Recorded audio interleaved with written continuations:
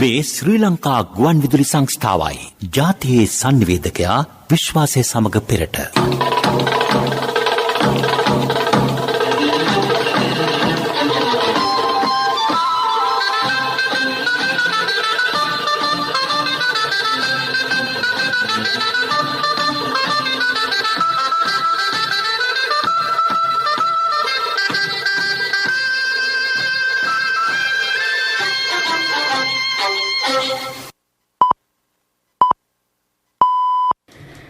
දහවල් 12:45 මේ ශ්‍රී ලංකා ගුවන් විදුලි සංස්ථාවයි. මෙන්න ප්‍රවෘත්ති සංස්කරණය ඉනෝකා බ්‍රෝහිය ප්‍රකාශය මදුභාෂිනී කිරියල්ල.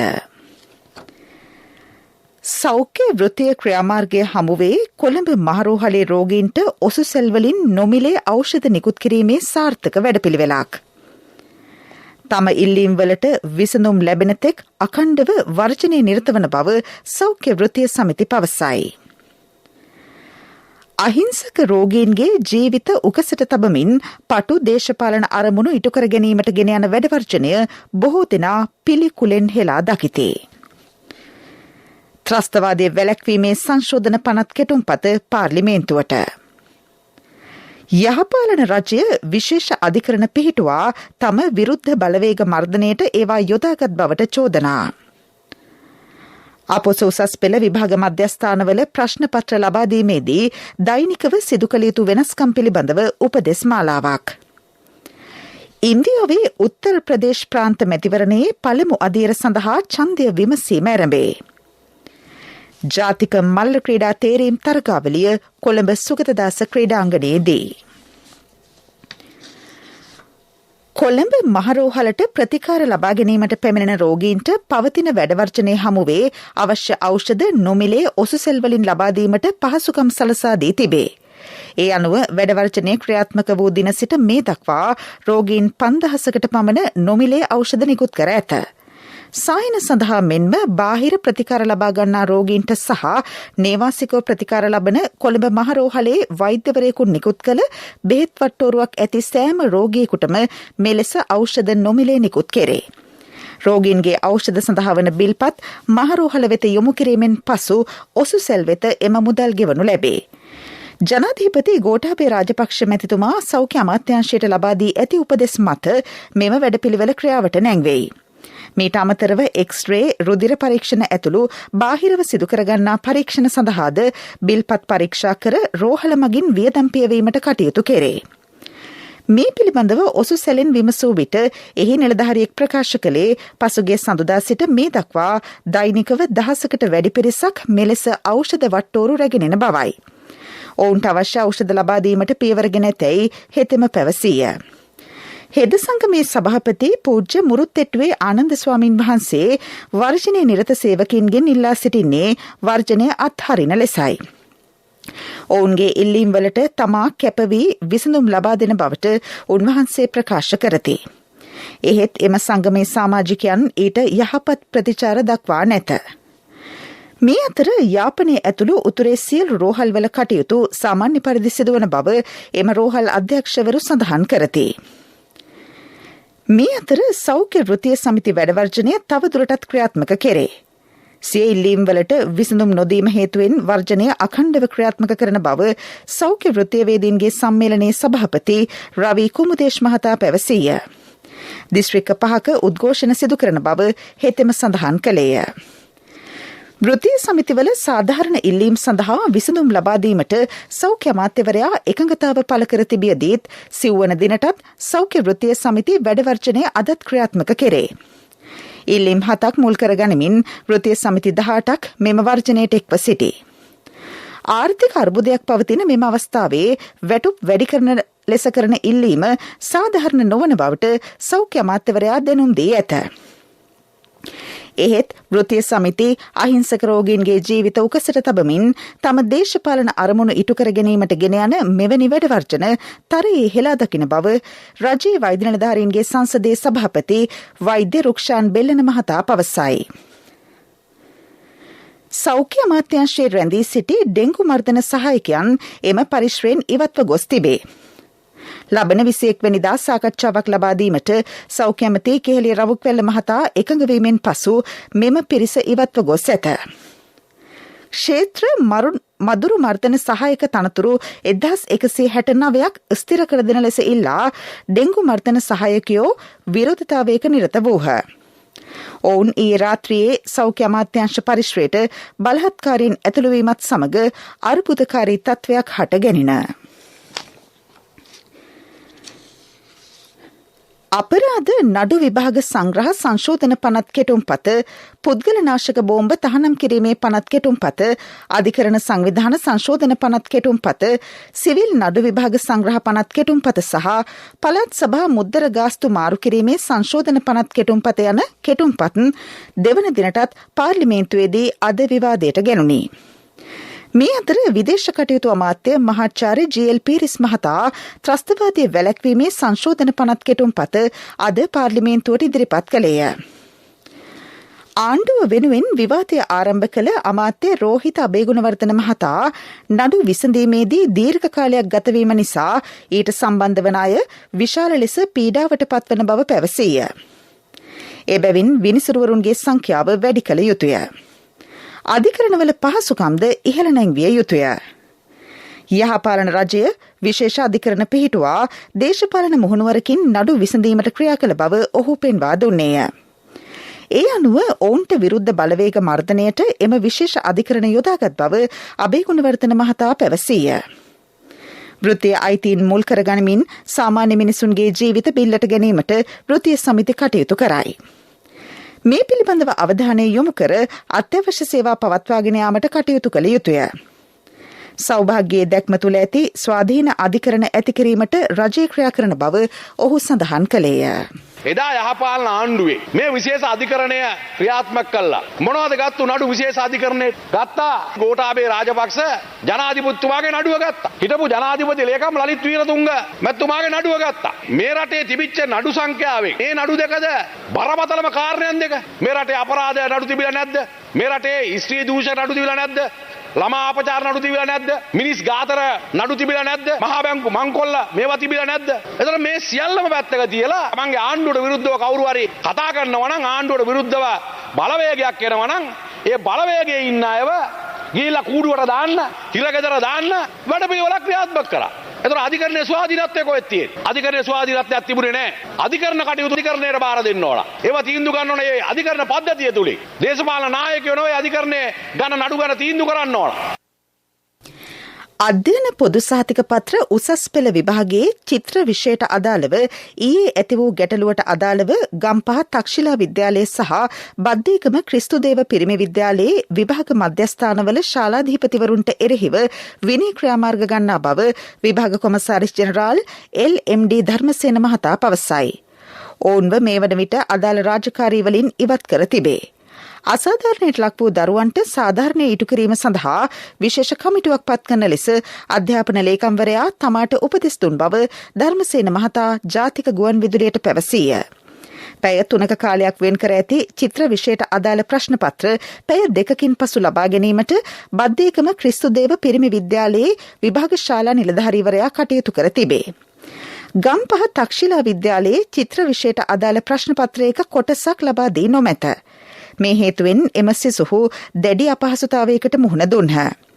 මෙවැනි අතපසුවීම් මගහරවා ගැනීම සඳහා විභාග දෙපාර්තමේන්තුව පියවරගෙන තිබේ. ඒ අනුව උසස් පෙළ විභාගයේ පැවැත්වෙන මධ්‍යස්ථානවල ප්‍රශ්න පත්‍ර ලබා දීමේදී දෛනිකව සිදු කළ යුතු වෙනස්කම් පිළිබඳව උපදෙස් මාලාවක් අද සිට නිකුත් කළ බව විභාග කොමසාරිස් ජෙනරාල්වරයා ජාතික ගුවන් විදුලියට පැවසීය. නැවතත් ශාලාදුන් තනි හාත් ෂීට් එක එදිනෙදා උපදෙස් දවසේ උපදෙස් මාලාව ඒ ප්‍රශ්න පත්‍රය සමග කාලය කොච්චරද, පැය කීයද, කොටස් කීයක් තියෙනවද, බෙදා දෙන්නේ කොහොමද, උදේවරුේ කොහොමද, හවස්වරුේ කොහොමද කියලා ලොකු අකුරෙන් හොඳට පේන්න ඊය වෙනම එකක් හදුවා. ඉතින් මම හිතනවා මේ කොලේත් උපයෝග කරගෙන හරියට කරයි කියලා. පළාත් කලාප අධ්‍යක්ෂවරුන් ඉල්ලා සිටින්නේ තම තමන්ගේ ප්‍රදේශවල විභාග මධ්‍යස්ථානවල කටයුතු හරියාකාරව කරන්න අවශ්‍ය උපදෙස් මාර්ග උපදෙස් ලබා දෙන්න. දරුවනුත් තමන්ගේ කාලය සහ ප්‍රශ්න පත්‍ර කොටස් කීයක් තියෙනවද කියන එක පොඩ්ඩක් ශීර්ෂවල තියෙනවා කියවලා බලන්න. අවබෝධයෙන් කටයුතු කිරීම ඉතාම වැදගත් සියලුම පාර්ශ්වයන්. මේ ප්‍රවෘත්ති ප්‍රකාශය ශ්‍රී ලංකා ගුවන් විදුලි සංස්ථාවෙන්. මහජන බැංකුවේ පීපල්ස් රෙමිටන්ස් වාසි කෝටියයි එවන්නයි දිනන්නයි.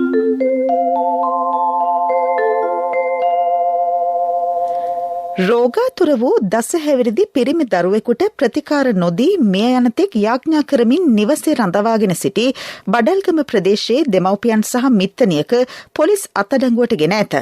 පොලිසියට ලැබුණු තොරතුරකට අනුව නිවස පරීක්ෂා කිරීමේදී මෙම දරුවා ඇඳක් මත මිය ගොස් සිටියේය. දරුවා මිය යෑමෙන් පසුවද ඔවුන් යාඥා කරමින් සිට ඇත. දින 4ක් පුරා මෙම යාඥාව සිදු කරගෙන ගොස් තිබේ. සිද්ධිය පිළිබඳ බඩල්ගම පොලිසිය වැඩිදුර විමර්ශන සිදු කරයි. මීළඟට ප්‍රමුඛ පුවත. ඔබ එතන සිට එවන මුදල් කොහොම එව්වත් එවන්නේ මහජන බැංකුව හරහා නම් රුපියල් කෝටියක් ඇතුළුව තවත් තෑගි කන්දරාවක්. පීපල්ස් රෙමිටන්ස් වාසි කෝටියයි එවන්නයි දිනන්නයි. ප්‍රමුඛ පුවත ඔබ වෙත ගෙනෙන්නේ සෑම ගෙදරකම සිටිය යුතු වෙද මහත්මයා සිද්ධාලේප. නිවෙස්වල පියසි මත සූර්ය පැනල සවිකර වසර 1.5-2ක් ගත වී ඇති නමුත් ඒ සඳහා සබඳතා ලබා දීමට විදුලි බල මණ්ඩලය තවමත් ක්‍රියා කර නැතැයි රාජ්‍ය අමාත්‍ය දුමින්ද දිසානායක මහතා පවසයි. අඩු ආදායම් ලාභීන්ට සූර්ය කෝෂ මගින් විදුලිය ලබා ගැනීමේ ව්‍යාපෘතිය සඳහා කැබිනට් අනුමැතිය හිමි වී ඇති බව පාර්ලිමේන්තුවේදී ඔහු සඳහන් කළේය. සමෘද්ධි සහනාධාර හිමි පවුල් ලක්ෂයක නිවාසවල සූර්ය කෝෂ සවිකිරීමේ වැඩපිළිවෙලක් යෝජනා කර තිබේ. මාසිකව රුපියල් 2500ක ආදායමක් ලැබෙන පරිදි වසර 15කට පසු සම්පූර්ණ අයිතිය ඔවුන්ට හිමිවන ආකාරයට ව්‍යාපෘති යෝජනාවක් ඉදිරිපත් කර ඇතැයි දිසානායක මහතා එහිදී පැවසීය. එම ව්‍යාපෘතිය මේ වන විට නීතිපති දෙපාර්තමේන්තුවේ අනුමැතියට යොමු කර තිබේ. ප්‍රමුඛතම පුවත ඔබ වෙත ගෙන ආවේ සිද්ධාලේප ලක්වියාව. ශක්තියේ හඬ අවධානය පිණිසයි. 16 වෙනිදාට යෙදී ඇති නවම් පොහොය දින සිට සෑම පොහොය දිනකම බලංගොඩ ගම්මානවල සිට කූරගල රජමහා විහාරස්ථානයේ දක්වා ලංගම බස් රථ ධාවනයට යොදවන බව බලංගොඩ ඩිපෝ කළමනාකාර ධර්මශ්‍රී හරිශ්චන්ද්‍ර මහතා පවසයි.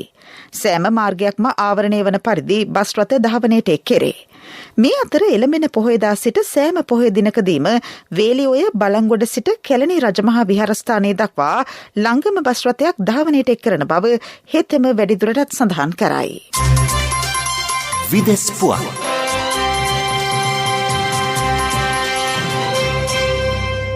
රුසියාව සහ යුක්‍රේනයේ තමා සිදු කළ සංචාර පිළිබඳව ප්‍රංශ ජනාධිපති එමානුවෙල් මැක්‍රෝන් මහතා ඇමරිකානු ජනාධිපති ජෝ බයිඩන් මහතා දැනුවත් කරයි. ඔහු ඊයේ දුරකථනයේ ඔස්සේ ඇමරිකානු ජනාධිපතිවරයා සමග මේ පිළිබඳව සාකච්ඡා කළ බව විදෙස් මාධ්‍ය වාර්තා කරයි. මෙම සංචාරයේදී ප්‍රංශ ජනාධිපතිවරයා රුසියානු ජනාධිපති ව්ලාඩිමිර් පුටින් මහතා සමගත් යුක්‍රේන ජනාධිපති ව්ලාඩිමිර් සෙලෙන්ස්කි මහතා සමගත් වෙන වෙනම සාකච්ඡා කර තිබේ. ඉන්දියාවේ උත්තර ප්‍රදේශ ප්‍රාන්ත මැතිවරණයේ පළමු අදියර සඳහා ඡන්දය විමසීම ආරම්භේ. ඡන්ද ප්‍රකාශ කිරීම අද පෙරවරු 7ට ආරම්භ වූ අතර පස්වරු 6 දක්වා එය පැවැත්වේ. දිස්ත්‍රික් 11ක මැතිවරණ කොට්ටාස 58ක් සඳහා මෙම අදියරේදී ඡන්දය විමසීමට නියමිතයි. පළමු අදියර සඳහා කාන්තාවන් 73 දෙනෙකු ඇතුළු අපේක්ෂකයෝ 623 දෙනෙක් තරග වදිති. 2,28,00,000ක පමණ පිරිසක් මෙහිදී ඡන්දය ප්‍රකාශ කරති. අදියර 7ක් යටතේ උත්තර ප්‍රදේශ ප්‍රාන්තය සඳහා මැතිවරණය පැවැත්වීමට නියමිතයි. ජපානයේ ටෝකියෝ ඇතුළු ප්‍රදේශ රැසකට මේ වන විට අධික හිමපතනයක් පවතින බව එරට කාලගුණාංශ සඳහන් කරයි. අද පස්වරුව වන විට රථවාහන ධාවනයට බාධා එල්ල විය හැකි බවට එරට බලධාරීහු අනතුරු අඟවති. ජපානයේ මධ්‍යම ප්‍රදේශයේ ශාන්තිකර වෙරළ තීරය ඔස්සේ නැගෙනහිර දෙසට මේ වන විට අඩු පීඩන පද්ධතියක් ව්‍යාප්ත වෙමින් පවතී. මෙය හිමපතනයට බලපා තිබේ. අද පෙරවරුව වන විට ප්‍රාන්ත කිහිපයක සෙන්ටිමීටර් 6-7 අතර ප්‍රමාණයකට හිමපතනය ලැබී තිබේ. පිරසර සංවර්ධනයක පුවත් සම්පින්ඩනය සංවර්ධන පුවත්. පොල් පළදාවෙන් නිසි පල නෙලමින් නාස්තිය වලකමින් උවදුරු දුරලමින් ඔබේ අතමිට සරු කරගෙන ජාතික ආර්ථිකයේ සවිමත් කිරීමට දැන් ඔබටත් අවස්ථාව. පළදාව වැඩි කර ගැනීම, නාස්තිය අවම කර ගැනීම, උවදුරු වලකා ගැනීම සහ පොල් වගාව පිළිබඳ තාක්ෂණික සහාය සඳහා විමසන්න 19.28 වගාව සරු කරගන්න, ආදායම වැඩි කරගන්න. මේ ඔක්කොම පොල් අකුරෙන් ලියාගන්න. පොල් පර්යේෂණ ආයතනයේ පණිවිඩයක්. බන්ධනාගාරවල පවතින තදබදයට විසඳුම් ලෙස සුළු වැරදි සම්බන්ධයෙන් බන්ධනාගාරගත කිරීම වෙනුවට ඔවුන් නිවාස අඩස්සියේ තැබීමේ ක්‍රමවේදයක් කෙරෙහි අවධානය යොමු වී තිබේ. දියුණු විශෝධන ක්‍රමවේද ක්‍රියාත්මක වන රටවල පවා මෙම ක්‍රමය යොදා ගැනේ. බන්ධනාගාර දෙපාර්තමේන්තුව ප්‍රතිසංස්කරණවලට ප්‍රමුඛතාව ලබා දෙමින් 5 අවුරුදු සැලැස්මකට අනුව ව්‍යාපෘති ක්‍රියාත්මක කරන බව බන්ධනාගාර කොමසාරිස් චන්දනේකනායක මහතා සඳහන් කරයි. එහිදී ප්‍රතිසංස්කරණයට ලක්විය යුතු සුවිශේෂී අංශ හඳුනා ගනිමින් තදපදය අවම කිරීමට ප්‍රමුඛතාව ලබා දේ. දැනටමත් ඊට අවශ්‍ය කෙටි මධ්‍ය හා දිගු කාලින විසඳුම් යෝජනා ඉදිරිපත් කර ඇතැයි හෙතෙම කියයි. පිරසර සංවර්ධනයක පුවත් සම්පින්ඩනය සංවර්ධන පුවත්. පොල් පළදාවෙන් නිසි පල නෙලමින් නාස්තිය වලකමින් උවදුරු දුරලමින් ඔබේ අතමිට සරු කරගෙන ජාතික ආර්ථිකයේ සවිමත් කිරීමට දැන් ඔබටත් අවස්ථාව. පළදාව වැඩි කර ගැනීම, නාස්තිය අවම කර ගැනීම, උවදුරු වලකා ගැනීම සහ පොල් වගාව පිළිබඳ තාක්ෂණික සහාය සඳහා විමසන්න 19.28 වගාව සරු කරගන්න, ආදායම වැඩි කරගන්න. මේ ඔක්කොම පොල් අකුරෙන් ලියාගන්න. පොල් පර්යේෂණ ආයතනයේ පණිවිඩයක්. ක්‍රීඩා පුවත් ඔබ වෙත ගෙන එන්නේ සම්පත් බැංකුව හෙට දින එළිය කරයි. මලල ක්‍රීඩා පළමු තේරීම් තරගාවලිය කොළඹ සුගතදාස ක්‍රීඩාංගණයේදී අද ආරම්භ විය. මීට දසදහස කාන්තා ධාවනයේ සව්වේ ප්‍රථම ස්ථානය දිනා ගැනීමට ශ්‍රී ලංකා යුද හමුදාවේ HM හේරත් ක්‍රීඩිකාව සමත් වූවාය. එමේ සව්වේ දෙවන ස්ථානය යුද හමුදාවේ ASN බණ්ඩාර ක්‍රීඩිකාව හිමි කරගත්තාය. තුන්වන ස්ථානයේ දිනාගත්තේ යුද හමුදාවේ WM හේරත් ක්‍රීඩිකාවයි. මීට 5000 පිරිමි සව්වේ ප්‍රථම ස්ථානය යුද හමුදාවේ ධනුෂ්ක සඳරුවන් ක්‍රීඩකයා දිනාගත්තේය. දෙවන ස්ථානයේ හිමි වූයේ යුද හමුදාවේ SM ඩිල්ෂාන් ක්‍රීඩකයාටයි. එමේ සව්වේ තුන්වන ස්ථානය යුද හමුදාවේ HMS කරුණරත්න ක්‍රීඩකයාට හිමි විය. ව්‍යාපාරික පුවත් ඔබ වෙත ගෙන එන්නේ NSB සල්ලි එහෙන් තෑගි මෙහෙන් ස්වර්ණ ජයන්ති වාසනා ජයග්‍රාහකයා ඔබද. Citizens Development Business Finance PLC සිය CDB Advanced Roof Solar සංකල්පය වෙළඳපොළට හඳුන්වා දෙයි. තිරසර ශ්‍රී ලංකාවක් බිහි කිරීමේ උත්සාහයේ තවත් අදියරක් ලෙස මෙම ව්‍යාපෘතිය මෙරට ජනතාවට පුනර්ජනනීය බලශක්ති පරිභෝජනය ඔස්සේ වඩා තිරසර ජීවන රටාවකට හුරුවීමට අත්වැලක් වනු ඇත. මෙම සූර්ය පැනල ලබා ගන්නා පුද්ගලයින්ට සහ ව්‍යාපාරවලට විදුලි බිල්පත් ගෙවීමට අවශ්‍ය නොවේ. අතිරික්ත විදුලිය ජාතික විදුලි බල පද්ධතියට අලෙවි කිරීමෙන් අමතර ආදායමක්ද උපයාගත හැකි වෙයි. ව්‍යාපාරික පුවත් ඔබ වෙත ගෙනාවේ NSB සල්ලි එහෙන් තෑගි මෙහෙන් ස්වර්ණ ජයන්ති වාසනා ජයග්‍රාහකයා ඔබද. NSB ස්වර්ණ ජයන්තිය වෙනුවෙන් සුපිරි ජයග්‍රාහකයාට රන් පවුන් 50ක්, දෙවැනි ජයග්‍රාහකින් 10 දෙනාට ස්කූටර්, දෙවැනි ජයග්‍රාහකින් 10 දෙනාට iPhone, සිව්වැනි ජයග්‍රාහකින් 29 දෙනාට මවුන්ටන් බයික්. 2021 ඔක්තෝබර් 1 වෙනිදා සිට 2022 දෙසැම්බර් 31 දක්වා NSB U Trust තරහ අවමේ වරකට ඇමරිකානු ඩොලර් 100ක් වූ ඊට සමාන ඕනෑම විදේශ මුදලක් 3 වතාවක් එවන්න. ආර්ථික පුවත් ආවරණය ඔබේ ඕනම අවශ්‍යතාවයකට සුදුසු මූල්‍ය විසඳුම් දෙන එන අය දියුණු වෙන අය එන LOLC සමූහය එන්න දියුණු වෙන්න. ගොවීන්ගෙන් අමු කහ කිලෝග්‍රෑම් ලක්ෂයක් මේ වන විට මිලදීගෙන ඇතැයි කුළුබඩු වැවිලි භෝග ආශ්‍රිත කර්මාන්ත ප්‍රවර්ධන රාජ්‍ය අමාත්‍යාංශය සඳහන් කරයි. අපනයන කෘෂිකර්ම දෙපාර්තමේන්තුව සහ ලංකා කුළුබඩු අලෙවි මණ්ඩලය ගම්පහ, කෑගල්ල, රත්නපුර යන දිස්ත්‍රික්කවල ගොවීන්ගේ කහ අස්වැන්න මිලදීගෙන තිබේ. අමු කහ කිලෝවක් රුපියල් 165කට මිලටගෙන ඇත. මෙම අමු කහ වියලා කුඩු කර ලංකා කුළුබඩු අලෙවි මණ්ඩලයේ අලෙවිසෙල් මගින් සාධාරණ මිලකට අලෙවි කිරීමට රාජ්‍ය අමාත්‍යාංශය සැලසුම් කර ඇත. ආර්ථික පුවත් ආවරණය අයියෝ ආද අප්පා මේ යන්නේ නෑනේ. මේ ඔය වසන්තයි යන්නේ. ඇයි මල්ලි මොකද හදිස්සිය? නෑ ඉතින් සල්ලි තමයි හදිස්සිය. ඇත්තද? හැබැයි සල්ලි හදිස්සි උනාට මල්ලි හදිස්සි වෙන්න එපා. ඕනම LOLC ෆයිනෑන්ස් ශාඛාවක 3-wheeler එකේ පොත තියලා එවලේම සල්ලි ගන්න. LOLC ෆයිනෑන්ස් වීල් පොතට කෑෂ් වීල් පොතට ඉවිලෙම කෑෂ් අතට.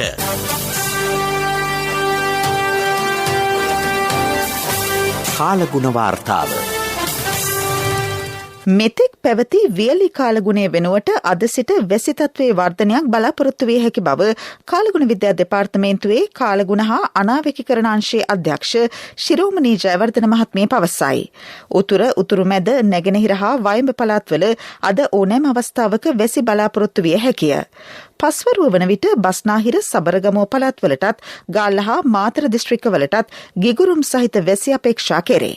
ලබන සෙනසුරාදා දිවයිනේ බොහෝ ප්‍රදේශවලට වැසි බලාපොරොත්තු විය හැකිය. වැසි සමග ඇතිවිය හැකි අකුණු අනතුරු වළක්වා ගැනීමට ජනතාව අවධානයෙන් ක්‍රියා කළ යුතු බව ඇය පෙන්වා දෙයි.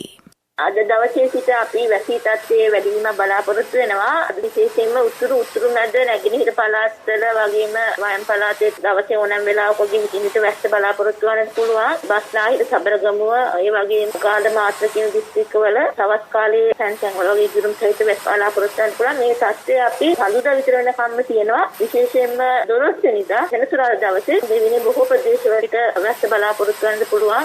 උතුරු මැද නැගෙනහිර ඌව පළාත්වල දවසේ ඕනෑම වෙලාවකත් කිසි ප්‍රදේශවල තැන්වල තවත් කාලේ වැස්ස බලාපොරොත්තු වෙන්න පුළුවන්. සෙනසුරාදා නම් ඇතැම් ස්ථානවලට තරමක තද වැසිය තියෙන හැකියාවකුත් තියෙනවා.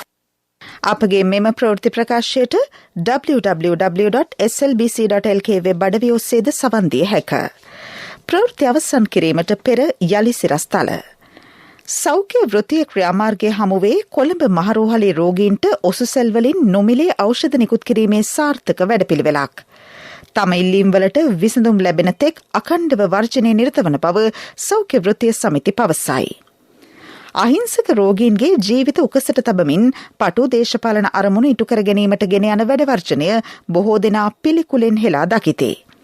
ත්‍රස්තවාදයේ වැළැක්වීමේ සංශෝධන පනත් කෙටුම්පත පාර්ලිමේන්තුවට. යහපාලන රජය විශේෂ අධිකරණ පිහිටුවා තම විරුද්ධ බලවේග මර්ධනයට ඒවා යොදාගත් බවට චෝදනා. අපොස උසස් පෙළ විභාග මධ්‍යස්ථානවල ප්‍රශ්න පත්‍ර ලබා දීමේදී දෛනිකව සිදු කළ යුතු වෙනස්කම් පිළිබඳව උපදෙස් මාලාවක්. ඉන්දියාවේ උත්තර ප්‍රදේශ ප්‍රාන්ත මැතිවරණයේ පළමු අදියර සඳහා ඡන්දය විමසීම ආරම්භයි. ජාතික මලල ක්‍රීඩා තේරීම් තරගාවලිය කොළඹ සුගතදාස ක්‍රීඩාංගණයේදී. දිවා ප්‍රධාන ප්‍රවෘත්ති ප්‍රකාශය මින් සමාප්තයි. අපගේ මීළඟ ප්‍රධාන ප්‍රවෘත්ති ප්‍රකාශය සවස 6ට බලාපොරොත්තු වන්න.